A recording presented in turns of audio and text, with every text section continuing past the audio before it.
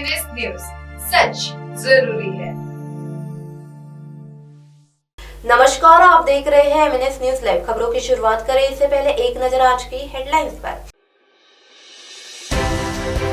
पुराने रंजिश के चलते चाकू मारकर युवक की हत्या। शिवसेना एमएलए से 8 घंटे पूछताछ। अशोक चव्हाण का केंद्र पर हमला। आइए देखते हैं खबरें विस्तार से। उल्लासनगर रेलवे स्टेशन के पास एक झोपड़पट्टी के सामने 20 दिसंबर की रात 4 लोगों ने 35 वर्षीय व्यक्ति की चाकू मारकर हत्या कर दी।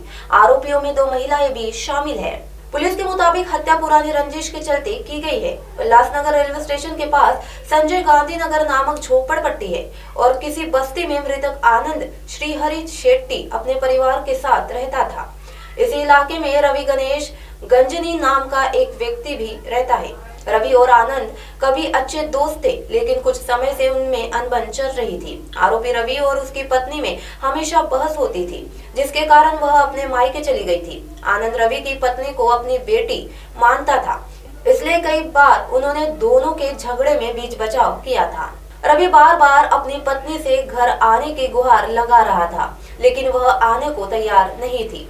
रवि को इस बात का शक था कि आनंद उसकी पत्नी को उसके खिलाफ भड़काने की कोशिश कर रहा है, इसलिए आनंद की हत्या की साजिश रवि और उसके दोस्त जब्बार उर्फ अली मोमिन ने रची थी। रविवार की रात करीब 12:30 पर जब आनंद घर में सो रहा था तो पहले से घात लगाए बेटे रवि और जब्बार ने तलवार से हमला कर आनंद की हत्या कर दी। अगली खबर, प्रवर्तन निदेशालय का एक के बाद एक शिवसेना के नेताओं पर शिकंजा कसता जा रहा है। मंगलवार को ईडी ने शिवसेना विधायक रविंद्र वायकर से 8 घंटे पूछताछ की। वायकर राज्य के मुख्यमंत्री उद्धव ठाकरे के करीबियों में से एक है। ईडी ने रविंद्र वायकर को समन भेजकर पूछताछ के लिए बुलाया था। मंगलवार को वह सुबह 11 बजे ईडी दफ्तर में दाखिल हुए।